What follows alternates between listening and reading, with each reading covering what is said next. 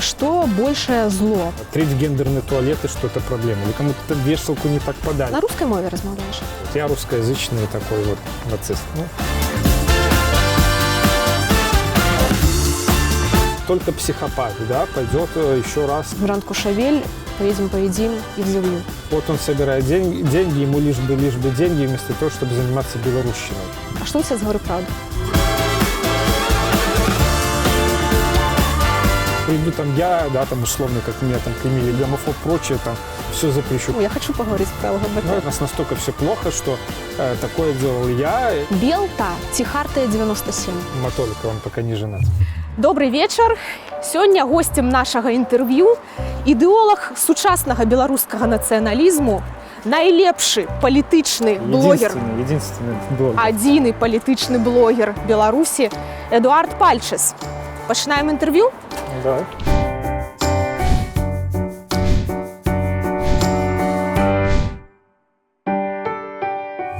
Я калі рыхтавалася да інтэрв'ю, спытала ў некаторых сваіх сяброў, што спытаць у Эдуарда Пальчеса. Угадай, што мне сказалі кожны першы Почему чалавек. на русском? А я тебе спытаю не чаму на рускай, а чаму людзей гэта хвалюе? Все очень просто, потому что, наверное, те, кто спрашивали, это типичный представитель фейсбучного гетто, жесткого фейсбучного гетто, который не вылазит за рамки, и где есть определенно уже устоявшиеся с 90-х шаблоны представления.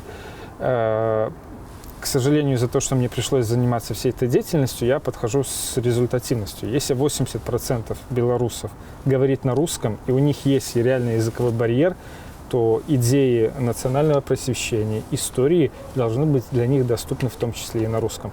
Только в целях маркетинга, как делают, не знаю, даже бизнес-компании.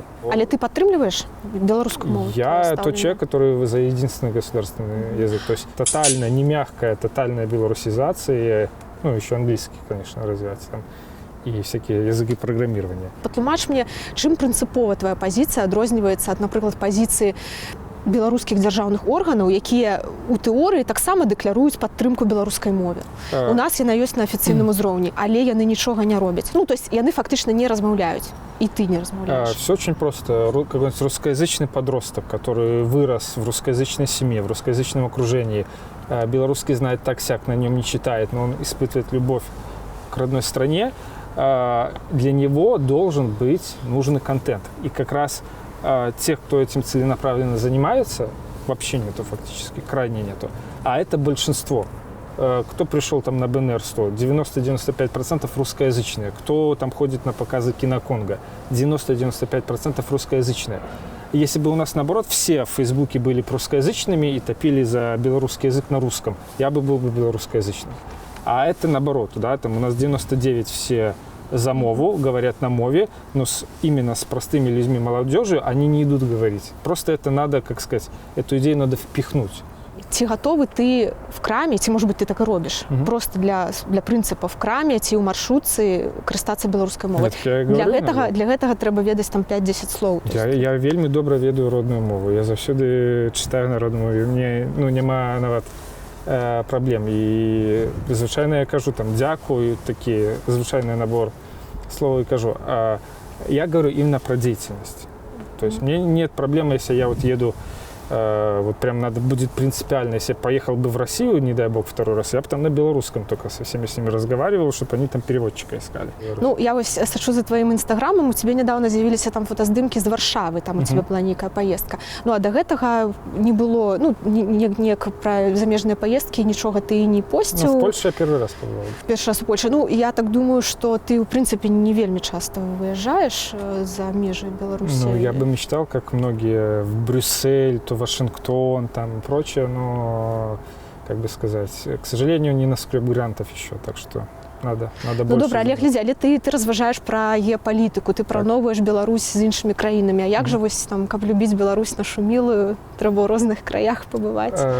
Я общаюсь с теми, кто много бывал где, и в том числе даже по политическим делам. Единственное, что они мне говорят, в том, что на Беларусь всем начхать, мягко говоря, Европой.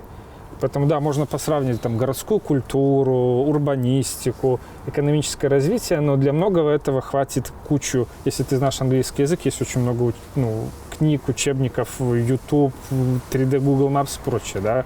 Но опять-таки деньги. У меня нету столько денег, чтобы... И я уже не настолько молод, чтобы там, не знаю, на велосипедах, где-то там с палатками ночевать. А по Беларуси ездишь? Когда вот есть возможность, то с удовольствием куда-то еду. Топ-3 гарады ад Эдуарда Пальчыса, якія трэба наведаць, каб прасякнуцца духам беларушчыны. Лида, я шучу. Можно вырезать. Ну, для себя, да, то есть Гродно, Несвеж, Полоцк. То есть Лида. Ну, это Гродно. Гран-при, а потом уже... Гродно, Несвеж, Полоцк. Да.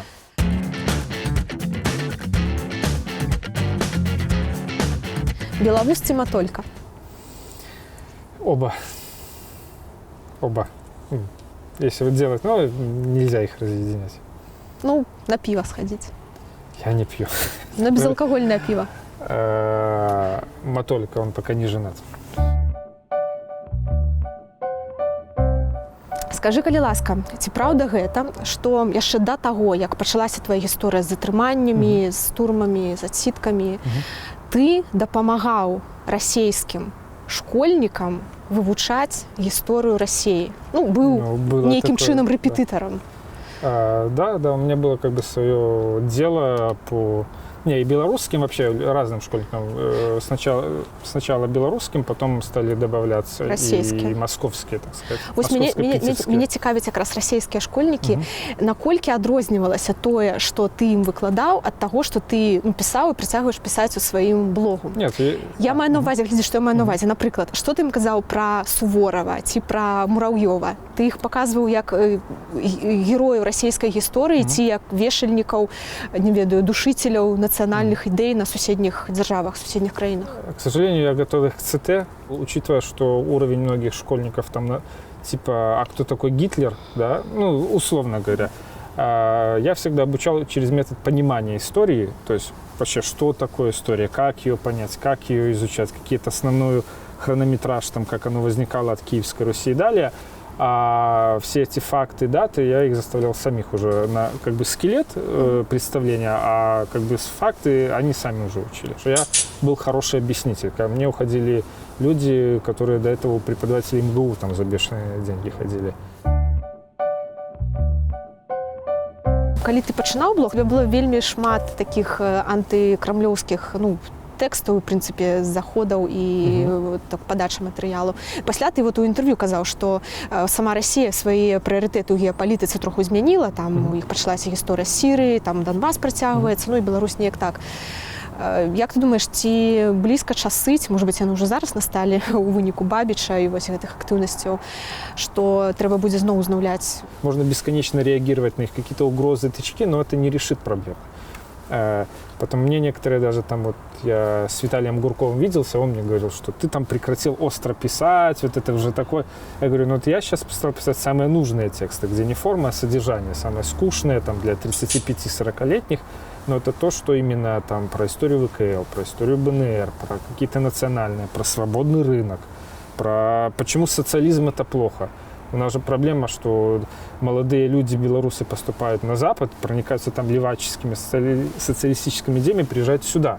У нас тут как бы мы с куропатами еще боремся, они неолеваки приезжают. То есть это такая адукацыйная функция, але для 30-40-гадовых, как ты кажешь, да? Вот, да, потому что выросло опять, растут новые поколения, да, там человек с 25 начинает серьезнеть, и ему уже более глобальные вопросы, глубокие, интересные. Я поэтому сайт переориентировал для них.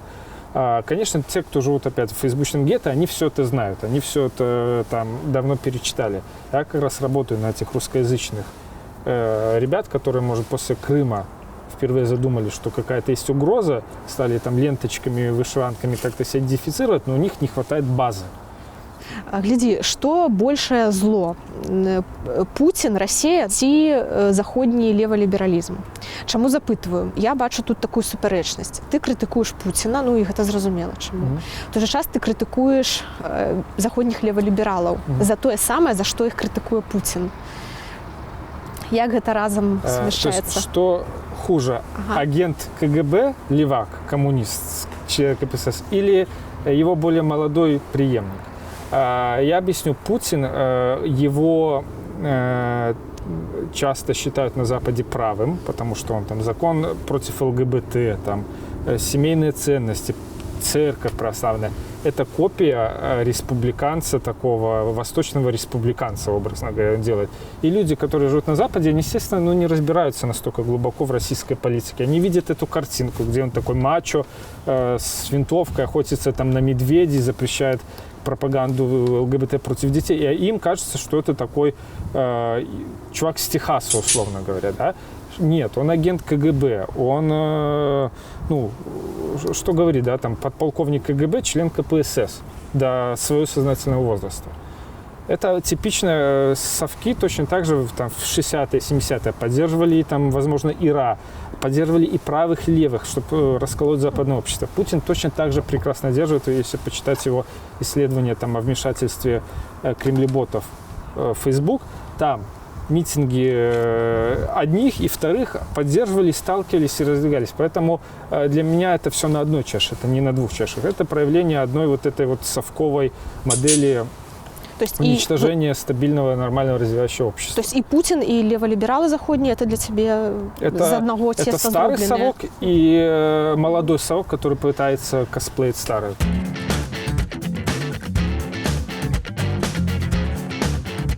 Рэп альбо блюз? А как сравнивать профсоюзы и музыкальное направление? Музыка. Музыка. Рэп. Потому что профсоюзы? Нет, потому что, я не фанат блюза. Помнишь, я тебе сказала, что мы не будем говорить про ЛГБТ, а ты сказал, ні, чому, я хочу поговорити про ЛГБТ. Это был юмор, вроде бы. Слухай, Шуневич і заява Міністерства внутрішніх справ. Я думаю, што ты, безумоўна, лічыш так же, як і я, што па форме гэтая заява, яна грубая, недапушчальная, недарэчная. Але вот па сутнасці, я думаю, что по сутности ты здесь згодны. Христианские ценности – это сфера зоны церквей. Их вообще-то не должно волновать, они не должны от этого отталкиваться, да, то есть и не делать таких заявлений. Это не в их праве. Шуневич мог сказать лично, или кто-либо из милиционеров мог сказать, я лично, как это, так думаю, это было нормально. Это опять такое определенная тоже политическая игра МВД, я уверен, силовиков. Это тот же косплей путинизма. Але ты поделяешь эти погляды, что только союз мужчины и женщины? У меня взгляды христианские. Я действительно считаю, что союз мужчины и женщины – это нормально. Нормальное проявление, то, как должно быть, по идее, нормально. И, лично у меня нету, геи ходят там где-то по улицам моего города. Мне безразлично, потому что, опять, в Библии нигде нету огромного раздела или даже в каких-то моральных больших установках гомосексуализм и целый пункт, что это надо ненавидеть. Это идет через запятую, где МВД могло упомянуть, есть там мужеложество-распутство, да. То есть, если вы осуждаете ЛГБТшников, давайте через запятую. До зари, проституток, арабов, делайте рейды не только, когда там ЛГБТ собирается посмотреть Евровидение, врывайтесь в клубы, проверяйте там 16-летних девочек-проституток, да, которые ходят. Давайте полностью отвечать. К сожалению, это принято выдирать одно, да, ЛГБТ, и на этом концентрироваться. Поэтому если я там иду и изменяю жене, и я в глазах Бога то же самое, как ЛГБТшник. Зараз улады все заявки на гей-прайд не дозволяют, забараняют. Часам здараюцца аблавы на клубы, где гэтыя камьюніці сустракаюцца, тусуюцца. В ідэальнай Беларусі, якую ты бачыш, ці дазволеныя раз на год гей-прайды? В идеальной Беларуси будущего будет мэрия разных городов. Мэр будет избираться. За акции будет отвечать мэрия. Мэрия дает разрешение, проводится, не дает, не проводится. При этом есть разные медиа, там правые, левые, консервативные, все спорят, конкурируют, пускай там Facebook будет взрываться и так далее, но как-то вот так вот будут это... Причем кто-то один должен решать. Там, приду там я, да, там условно, как меня там клеймили, гомофоб, прочее, там все запрещу. Придет другой человек, наоборот, да, всех будет заставлять, там, БРСМовцы строем, да, будут ходить под радужными флагами. Это все глупо. То есть. А як ты лічыш, цяпер увогуле ў свеце ёсць нейкі тренд на прасоўванне такіх леволіберальных каштоўнасцяў. Конечно, огромнейшее. Ну, это... Он есть уже лет 60-70. Як гэта працуе? Хто гэта робіць? Гэта робіць хто? CNN, якое там выбірае навіны пра геяў, пра дыскрымінацыю. Гэта робіць Сорас, які выдае, не знаю, там гранты на падтрымку такой дзейнасці і там прапіхвае публікацыі і даследаванні на гэту тэму. Масоны гэта робяць. Хто? Смотрите, было такое меньшинство пролетариат.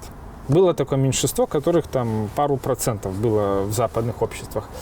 И различные мыслители, которые, вот, живя в западном обществе, являясь зачастую потомками там, богатых промышленников, решили, что вот это меньшинство страдает, оно угнетаемое, и во имя этого меньшинства мы сделаем общество лучшего, прекрасного. И чтобы это сделать, они залили кровью полпланеты. Ну, я говорю про социализм, коммунизм и прочее. Правда, рабочие в итоге как бы не делали, отказывались сделать мировую революцию. И в итоге у этих мыслителей, которые постепенно из теоретиков стали проникать в журналистику, в Голливуд и прочее, да, просто такой тренд мышления. В итоге где-то в 50-х, 60-х годах у леваков этих настал кризис. Типа рабочие нас предали, пели, да, Working Class Hero, этот Леннон пел, где герой рабочего класса, которого мы так ждали и прочее, где этот простой. В итоге они нашли новое меньшинство, которое угнетается. То есть, уже союз меньшинств. Эмигранты стали разваливаться колониальной системой, они стали наполнять города там, Франции и других. И это, вот, эти нас предали, они, зараза, купились на капитализм, вот наша новая цель. И появились там эмигранты, потом ЛГБТ, потом феминизм. Поверьте, когда с этим наиграются, а с этим точно наиграются, будут права роботов защищать, я уверен, там искусственный интеллект. С этим наиграются, там права жизни там, марсиан там, каких-нибудь будут. Это бесконечно, это принцип попытки, как бы сказать, тарана вот этого устоявшегося патриархального капиталистического общества. И опять-таки, почему я активно про это говорю? Права меньшинств не гарантируют ни демократии и ни свободы. Потому что первая страна в мире, где были легализованы аборты, где был гей-парад, это СССР 20-х годов. Ты так вот накидываешься на тых, калі там вот, феміністкі альбо гомосексуальныя людзі кажуць пра дыскрымінацыю. Ну так. Нет, я не накидываюсь. Не накидываешься? Ну, нет, я однажды троллил феминисток за Марк Формеля, потому что это было очень смешно. Я, к сожалению, где-то бывает у меня просто, чтобы было весело, потому что это все с таким серьезным пафосом, что там Макаронина как фаллический символ, но это было так смешно, что я как-то потроллил, и потом просто иногда как бы их троллю, чтобы они могли держать ответ. Вместо каких-то истерик, обвинений и криков они могли вменяемый ответ дать. В итоге, допустим, недавно приезжал этот Алок Небинарный, который я когда написал, что он расист. Приезжали, извиняюсь. Да, я в итоге выдал от наших правозащитников, что расизма в отношении белых быть не может.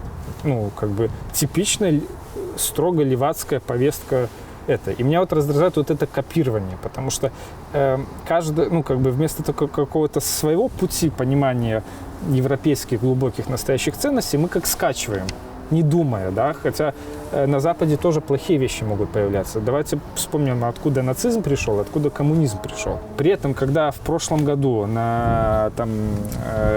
была какая-то тусовка там, ЛГБТ, когда к ним ворвались, да, я смотрю там на партизанах, прочая новость, думаю, хоть сейчас, вот конкретный пример. Неважно, кто у нас, нацисты, сатанисты, кто угодно собираются, если они не делают преступлений, могут собраться, потусить и там попить там коктейли, чаю, это вообще их право конституционное. Я думаю, вот сейчас, наконец, могут по делу сказать. Я зашел в Facebook, 5 дней ждал, абсолютнейшее молчание, вот просто абсолютнейшее, да, то есть Макаронина как фаллический символ, скандал, вой, 50 обсуждений, конкретное нарушение прав человека, полное молчание. Я как бы написал, говорю, вот такое-то было, тра-та-та, там выразил солидарность и опять набросил, что ваши все эти убеждения, это как у эмо, да, это субкультура, это несерьезно. Это просто человеческая природа, да, что куда интереснее написать, про третьгендерные туалеты, что это проблема, или кому-то там вешалку не так подали. Это все я видел 2-3 года назад в западных медиа. Это такое копирование, подражание, и меня это вот это выбешивает. Потому что мы копируем Москву, у нас одна часть, большая часть живет на ТНТ, на Mail.ru и Бузовой, да, а вторая самая прогрессивная часть, которую английский знает на среднем уровне, она читает BuzzFeed, прочее, и она берет оттуда, да, а в итоге, когда у нас там наши события важные, любые происходят, это ни тем не интересно. Вот это меня, наверное, я поэтому и набрасываюсь.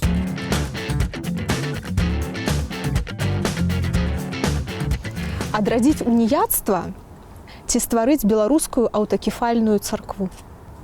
В первую очередь автокефальную. Ну, я бы выбрал. З пункту гледжання нацыянальных інтарэсаў. Сейчас да. Смяротнае пакаранне. Да. Ходзяць чуткі, што ты за.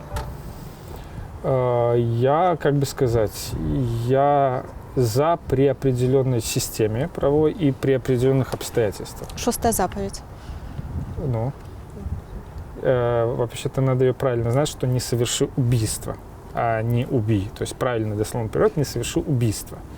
Далее, если опять внимательно читать Библию, там есть целый список, за что смертная казнь должна быть, и самое там в Ветхом Завете именно за, если кто-то осознанно лишил жизни другого человека, он, в принципе, сам должен был лишаться жизни. Я расскажу, для кого как минимум надо ставить смертную казнь. Гитлер, Сталин, как минимум, Уже военные не преступники. актуально уже. Какая разница? Будто у нас нету войны в Украине, в Сирии, военных сучасных. Посмотрите, их мы уже не можем. Лайв-лик, что делают игиловцы, что делают русские наемники, кувалдами размазывая черепа. Там это. Узровень Гитлер, Сталин и неведомые игиловцы. Будто это не может повториться. Я уверен, любой, кто бы жил во времена Второй мировой войны, когда бы узнал, что там Гитлера там убили, застрелился, повесил, он бы понял, что справедливость восстановлена. То есть поэтому я не могу представить, что таких людей, как Гитлер, Сталин, Брейвики, всякие вот эти преступные военные, Гиркин, все эти, что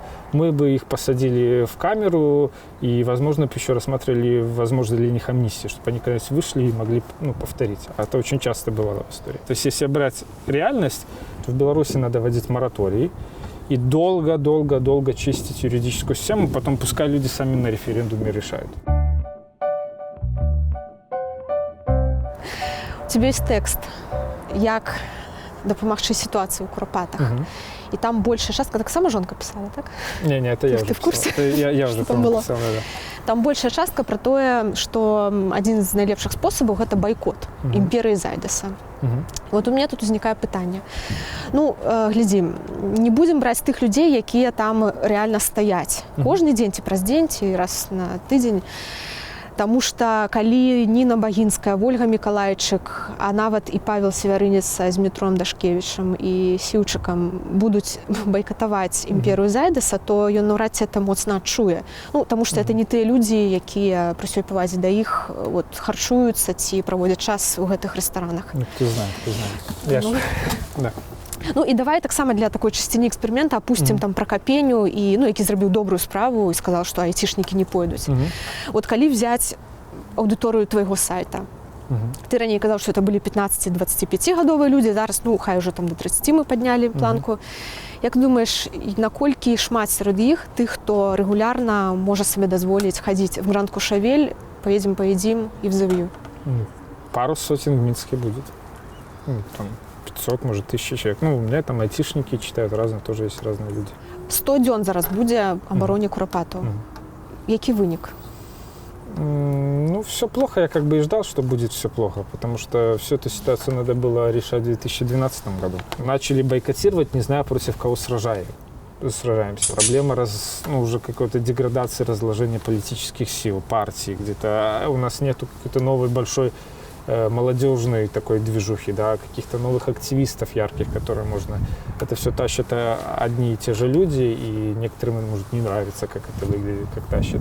Поэтому я уже знал, что эта история, она очень долго, поэтому вот этот бойкот и все как бы методичные такой работы с целевой группой как раз посещения, это самый верный способ, да, чтобы, то есть, они посчитали убытки за год-два, и подумали, что им выгоднее сделать. То есть это на уровне бизнес-решения. Наколькі это неяк смешна выглядае? Я всем говорю, что оппозиция умерла в 2011 году. И там, в 2010-2011 она полностью умерла. Я, допустим, бешусь, когда меня называют, что я оппозиция какая-то. Да, там, я говорю, сам ты оппозиция. что нет уже, не оппозиции, есть какие-то структуры, есть партии, которые еле выжили после этого прессинга. Все уничтожено. Нету ни одного рабочего молодежного движения. Там Молодой фронт скукожился до 6 человек и, в принципе, уже прекратил существование. Есть вы, есть просто вот вы... Ну вот, так вот, у этих людей есть магчымасць прийти и стоять, когда поедем. Приходит 10 человек. А зачем? Из Не них обязательно 5 ты, стоять. кого Они мы могут, не знаю, есть вопрос желания, да, они могут по-другому там абсолютно работать. Они могут $50 закинуть на таргетинговую рекламу для посетителей, вот где Гранд Кушевель, там, где-то там, да, Гранд Кушевель находится. А вопрос, опять, что вот это тоже принцип совка, что кто-то за меня должен делать сложную работу. Максим Стефанович на твоем сайте пишет, что успехи большевиков объяснимы, среди прочего, раздорами среди их оппонентов. Эта фраза, она может быть релевантная до белорусской оппозиции? Увогуле, твоё стаўленне, вот ці трэба аб'яднаная апозіцыя, як ёй аб'ядноўвацца? Ці добрая, як ёсць? Ну, тогда он писал про начало 20 века, и надо понимать, какие кадры были в начале 20 века и что сейчас у нас есть. Да? Это кадры несравнимые, ну, абсолютно несравнимые по качеству. Где? Ну, конечно, в начале 20 века вот так, а у нас сейчас так. У нас же сколько, 70 лет совка, там, вырезание всего, ну, весь, не знаю, всю элиту просто убили за 20 век, до конца добили. Я, допустим, считаю, что не надо объединяться, надо, наоборот, разделяться. Сейчас, образно говоря, к сожалению, надо отделять живое от мертвого. Что мертвое?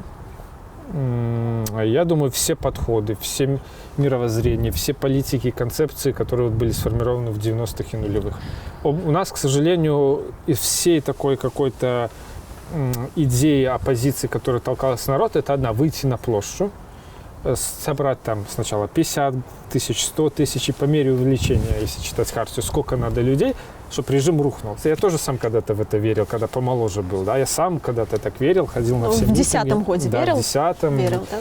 Я там был, не буду говорить, в каких местах площади я был, но близко был ко всяким местам. Да ничего не бил, КГБ не найдет. А тебя не затрымливали? Не-не-не, я увернулся от дубинки, которая летела в голову, поэтому добре, чуть-чуть значит, не достали. Да. Адрезать старые подходы, але оппозиция объединоваться... Кадры. Вся проблема в кадрах. То есть, топ-менеджмент? Ну, посмотрите, единственный политический блогер в стране – это я. Это уже смешно, да. Я уверен, что есть куча много талантливых людей, куча каких-то специалистов, которые могут прийти в политику и делать очень классные вещи.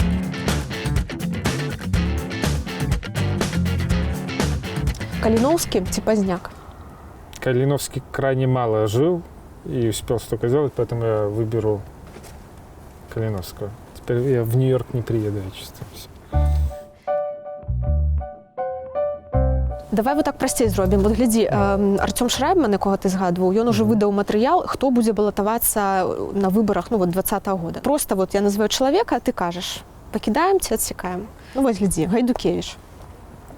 Убираем. Не, оставляем. Гайдукевич оставляем. Дмитрыев. Оставляем. А што у тебя з «Говорю правду»?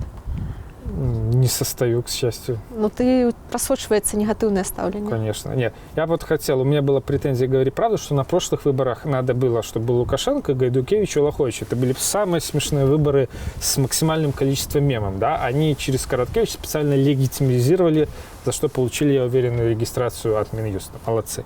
А сейчас вот пускай все эти трэшмены, Гайдукевичи, Лоховичи, Лукашенки, пускай. Главное, чтобы не было нормальных, серьезных людей, в которых люди могут поверить. Окей, значит, Гайдукевич, Дмитриев, да. покидаем. Да. Янукевич. Ну, вот, допустим, партию БНФ, я бы ей советовался не участвовать в этом фарсе. Ну, я бы ей советовал так. Недоречно будет. Да. Губаревич.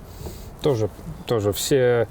Как бы, ну, если хотят себя опять там добивать, пускай баллотируются, если они хотят, ну, в минус себе сыграть. Статкевич. Ну, опять, если он будет баллотироваться, он нарушит свои слова, что он не будет участвовать ни в каких выборах. Почему нельзя участвовать? Я понимаю, есть теория, что мы там мобилизируем людей, привлекаем новые. Это все ерунда. Сколько этих было компаний, которые типа привлекают новых людей в структуры, мобилизируют. Где они сейчас? Где эти структуры, где эти люди? В тех же Куропатках их не видно. на самом деле каждый раз, когда людей на что-то активизируют, выводят на площадь и проигрывают, раз проиграли 2-3, за 20 лет этих проигрышей набирается 30, только психопат, да, пойдет еще раз вот получать под дубинки, проигрывать и потом говорить какие-то пафосные фразы. То есть подводячи вынік, значить, Гайдукевич з Дмитрією хай йдуть, удзельнічаюць у балагані, да? Ну и Александр Григорьевич, конечно. Про это поговорим. Янукевич, Губаревич, Статкевич, яшчэ Канапацкую называе. Шрайбман, напэўна, хутчэй не, таму што яны нават нейкія шансы мінімальныя адразу іх сольюць. Ну, возможно, да. Наколькі з пункту гледжання нацыянальных інтарэсаў, это важна, абгрунтаваны яго ўдзел у выбарах 2020? Сейчас мне надо позвонить куратору ОАЦ и точно узнать ответ на этот вопрос. Я маю на увазе, што калі сітуацыя выйдзе з-пад контроля, то хіба адзіным, хто будзе мець ресурсы, жаданне гэтым скарыстацца, ну, это Россия. Ну, Лукашенко архитектор такой системы, где, как сказать, он сторож в бараке тюремном, у которого все ключи, да, образно говоря, у него все ключи. И, естественно, что если он эту связку потеряет, что если кто-то другой подберет, ну, это будет плохо. Или если, не дай бог, в ненужный момент какой-то, не знаю, там, проблемы со здоровьем, и тоже эта связка ключей, там полетит непонятно кто, или за каждый ключик начнут драться внутри другие, да, его, там, сказать, команда начнет драться. Это вот опять тот же самый крайний вопрос, над которым я много размышлял, и пытаясь симулировать какие-то сценарии, развития, как что, невозможно, на самом деле, нормальные эксперты вам сразу скажут, невозможно предугадать или найти заранее какой-то такой вот хитрый сценарий, как и что, потому что единственное, что надо сейчас сделать, это кадры людей, которые будут брать те проблемы, которые появятся в будущем, разных уровней, от, не дай бог, войны, до, может, какой-то там реальной борьбы на честных демократических выборах, если мы когда-нибудь их получим. Если туда пойдет там Дмитриев или Конопатская, я уверен, что следующие выборы это будет опять посланием, заигрыванием с Европой. Поэтому тут в плане национальных интересов, это будет в плане чиновничьих интересов продать какую-то очередную либерализацию, чтобы там получить себе преференции.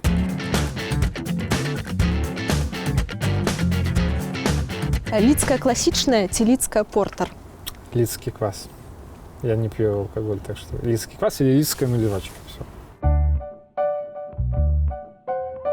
Вот пасля канцэрта, які вы арганізавалі, то шмат хто казаў, што это магчымы такі старт в палітыку, у тым ліку цябе, Антона Матолькі, Паўла Белавуса. Наколькі вы гатовыя браць адказнасць, ствараць партыю, высоўваць кандыдата? Ну, БНР-100 это результат долгой работы, то есть я начинал это все с БНР-99, был план и так далее. Во многом это, я бы не сказал, что это про политику, потому что это просто реально очень тяжелые задачи, которые реализовать. Это реально менеджерская, крайне сложные вопросы, не знаю, уверен, там с помощью свыше, там Бог помог, потому что решались иногда такие вещи за 2 дня, которые в нормальной ситуации за 2 месяца, за 3 месяца можно было решать. С прибиральными? Нет, это с туалетами это... Самое такое пытание, якое пиарил Костусёв, это было про прибиральни. Ну, Сим ходил вот и рассказывал. Он переговаривался, он молодец, выбил туалеты, да, потому что, опять, мы же делали без гранта, без ничего, на реально вот эти деньги, что собрали на лалаке, это был весь наш бюджет. Выбил туалеты в сенсе бесплатно? Ну, нет, с хорошей скидкой. Типа это у властей. Вот молодцом. Поэтому насчет политики в нормальной ситуации, да, то, что мы сделали на БНР, это вообще должна была быть команда какой-либо партии, которая регулярно такое делает. Говорю, у нас настолько все плохо, что такое делал я, и такое делал Матолька, и такое делал Белоус, да, которых опыта не было, и там по отзывам некоторых мы там сделали на уровне, ну, хорошем. Но это не сказать, что сильно про политику, я бы сказал. Это вот вопрос кадров, которые что-либо делают хотя бы на нормальном уровне. Ну, то есть такого, что вы збираетесь там стварыць партию, вести в политику, нема? А только мне такого не рассказывал, нет. А Беловус? Я когда прихожу, я у них пытаюсь майку всегда стянуть с магазина, и он следит, чтобы я не стянул. Поэтому вот основной пункт наших. Нет, мы сейчас думаем, что делать со следующим днем воли, потому что все тяжко. Дело Тутбай, дело Белопана, дроны украли, шильду не поставили. Кого там еще могут посадить, где найти, дадут ли деньги снова на краудфандинг. И тоже это как бы Чтобы понимали, я молодой человек, мне впервые за все время, там, во время БНР реально болело сердце. Вот тупо как, не знаю, просто вот болело сердце 2 недели, потом только отпустило. И мы это еще сделали в минус, получается. Тот же Павел Белоус своими деньгами заложил определенный минус. Что этот месяц из жизни вырванный. І, слухай, я тебе переб'ю, але ви круто зробили эту штуку. І глядіть, наприклад, добре, ви не хочете йти в політику, але коли б був нормальний кандидат, ці готові ви були включитися в його команду? Ну, це, ведеш, як нормальному кандидату треба класне супроводження. Там, короля робить світа. Ці були б ви готові взяти более того, я вам пиар, скажу, что Статкевич, по-моему, как мне рассказывали, когда Статкевич ушел в 2015 году, ему это и предлагали. Все, Белоус его на руках там кидал, встречал. Все готовы были вокруг него объединяться. Почему вокруг него нету этой свиты центра? Этот популярный вопрос, почему у нас нет там своего Навального и бла-бла-бла. Ну, не знаю. То есть, опять, я за себя могу только отвечать, за других я не могу отвечать, мы с ними про это особо не говорим.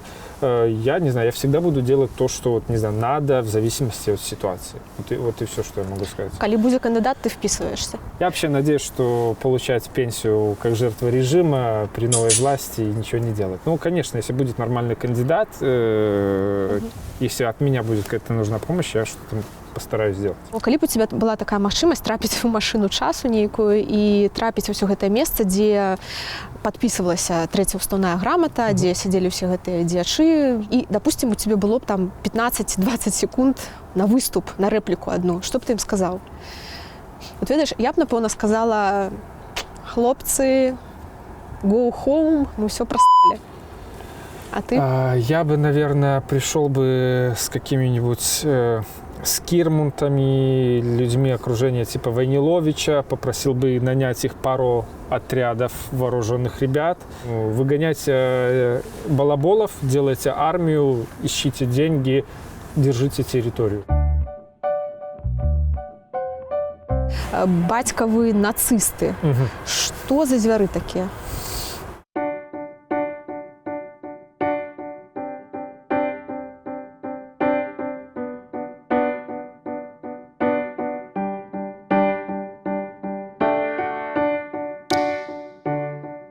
Ну, там еще по-іншому, там было Лукашенковы нацисты, забойцы русского мира, шире русофобы. И последние два звучит как комплимент. Первое, конечно, ну, это опять тема тоже изменения подхода, что Лукашенко уже не союзник, не друг, а хитрый манипулятор, который использует Кремль, сосет ресурсы РФ и ради там своих личных выгод и растит вот эту ручную, что просто что Низыгорь пишет, ручную каких-то там страшных националистов. Ну вот тебе записали в эти да, ручные... и страшный национализм, типа как там Белоус, который проводит насильственную белорусизацию, это вышиванка. К сожалению, вот аж обидно, что у нас нет этого нормального национализма там со 100-тысячными маршами, чтобы было что показать. Поэтому, ну, смешно, да, то есть вот я русскоязычный такой вот нацист. Ну, пускай будет. Але ясно, что падчас там перамовы у вас нейкі все-таки компромисс паміж уладамі быў. Ну, ясно, что там лозунги, напэўна, зацвярджаліся, выступоўцы, музыкі. Нет. Ничего не было? Во-первых, я даже не знаю, потому что я ни одного чиновника вживую не видел. Это все делала партия БНФ, вела переговоры. Чтоб лозунги, Ну, свободу палітвязням была дамова, каб не было гэтых лозунгаў. Где? На БНР? Не знаю, по-моему, там и что Липай, что Дашкевич, что Комодская, что Дитюки говорили, что хотели. Транспаранты написанные. Нет, с транспарантами другое. Это был, кстати, один из моих личных приказов, чтобы было максимальное количество БЧБ флагов и ничего другого. Чтобы не пришли, там, не знаю, члены «Говори правду», у нас была информация, что там накупили 3000 шариков, что там, светить своими шариками и так далее. И было бы как в нулевые года, когда митинг и все что угодно, там, Европейская Беларусь, зубры, бла-бла, такое, мне не нравится. Ну, у выніку вы змаглі дамовіцца, і все это адбылося Рыгору Кастусёву, Кастусёву. конкретному человеку. А вось калі б здарылася так, што так пішуць гэтыя беларусафобскія сайты, якія называюць себе вот гэтымі всеми словамі, калі б цяперашняя беларуская ўлада прапанавала табе вот нейкую ролю такога афіцыйнага ідэолага, на якіх бы умовах ты пагадзіўся? Денег у них не хватит столько, чтобы предложить. Шучу. Нет. Я знаю, что, во-первых, не предложат, потому что, более того, идеологи нам и такие формальные не нужны. То есть первая вещь, которую надо делать, это распускать всех этих идеологов и увольнять отсюда. Потому я бы и не пойду. У меня дикое презрение к вот этим всем формальностям. Не знаю, я им могу бесплатно дать советы, куда менять направление, потому что их идеология провалилась, они это все признают, что они там национальные идеи белорусской никакой сформировали. Пускай читают сайты. Так а что вот такая идеология, якая рассказывала про ВКЛ, БНР, Да. Острожского, Поздняка, Быкова, она не потребна в Беларуси? Я бы просто сделал частные университеты, частные школы, свободные медиа и свободное телевидение. И Всё. идеология не треба? Нет.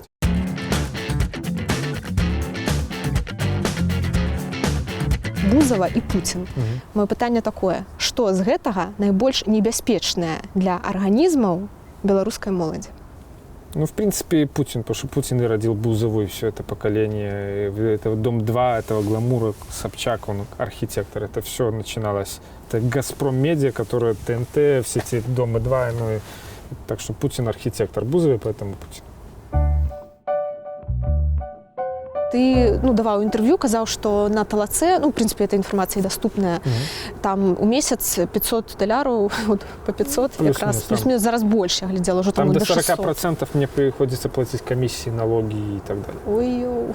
Ну, 38% от этого Ясно. можно... Карацей, вот такая вот сума. Да. Скажи, калі ласка, гэта норм? Ну, что есть, то есть. Какая политика, такие доходы политических блогеров. Ну, что тут... Я ведаю, что ты ахвяруеш магчымай працай там нейкай IT-кампаніі, в любой нейкай. У тебя есть здольности для гэтага? Ну, я по 5 раз в год отказываю от хороших каких-то предложений работы. Отказываюсь. То есть, кому-то могу помочь. Там, да, налоги я, кстати, все плачу. Это сразу налоговый говорю. Кстати, проблема большая платить налоги с краундфандинга физически. Пока есть силы, я это делаю, потому что бывают, поверьте, психи не только у меня, у других активистов каждый месяц там все это бросать, что никому это не надо. Так вот я якраз і хотела спытаць, калі вот ситуация такая, як зараз, яна застаецца, і сума гэта таксама такая вось. Як доўга ты гатовы займацца, вот за гэта там 500-600 мінус, это камісія, тым, чым ты зараз займаешься? Колькі это? Год, 2, 10? Всегда можно куда-то отойти, там, не знаю, заработать и прийти, или перейти на работу и, может, точечно что-то делать там пару раз в год, да. Плюс надежда есть, что Белоус или Дашкевич построят свои корпорации и будут там 0,01% мне там отдавать, да, поэтому... И тут и моя вина, я, может, где-то мало пиарюсь, мне как-то трудно, есть внутренний комплекс, так сказать, идите, давайте мне деньги, потому что не сформирована у нас культура пожертвований. Там западные политики на своих компаниях там десятки миллионов, сотни миллионов собирают, это все нормально. У нас опять настолько глубокий совок, что там нормально в комментариях писать, там, вот он собирает деньги, ему лишь бы деньги, вместо того, чтобы заниматься белорусщиной. То есть это такой, совок дичайшего уровня, да, что в итоге я там живу там с женой на $300, и еще кто-то говорит, что я на этом наживаюсь, когда там раньше мои доходы были в 5 раз больше, там, чисто у меня одного. А як ты думаешь, як твоя жонка Вика, и колькі б яна хотела, каб ты зараблял? К сожалению, мы не минские, мы снимаем квартиру, поэтому здесь на двоих там, минус всякие квартиры коммунальные, там долларов 700-800 не надо так, если брать еще там, планировать семью и прочее. Люди, якія паглядзяць інтэрв'ю гэтае з табой і захочуць падтрымаць твои ідэі. 3 рэчы, якія ім зрабіць. Окей, подписка Толока раз. Если вы сами хорошо пишете тексты, это очень большой вопрос. Вот я там Максима Стефановича упоминали, он мне нравится. Хто каму плоціць, калі ты друкуеш іншы тэкст? Ён табе ці тэму? У нас социализм не платим, к сожалению, никто никому не платит, это все идейно. Вот, и вы пишете тексты, у вас есть, вы можете даже, не знаю, раз в 3 месяца, если что-то хорошее напишите, пришлете, я буду рад. Если вы там умеете, не знаю, может, фотошоп, какие-то программирование, прочее.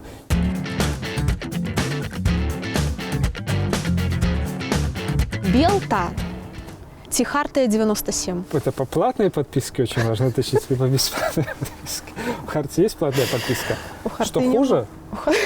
У Хартии бесплатная рассылка, навязливая. Понятно. Что хуже? Альбо что лепш? Я бы их уравнял где-то в каком-то смысле. То есть оба быстро работают, оба... Ну, не, конечно, я выбрал Хартию, если так читать. То есть фильтруя определенно то, что лично я почитал, то Хартию. Ну, пароли и свои позывные он не сдал. Тяжело было между Белтой и Хартией. Вот это сложный вопрос был. Я вот реально представил, тяжело было. Может, тут я и соврал, кстати. Ну ладно.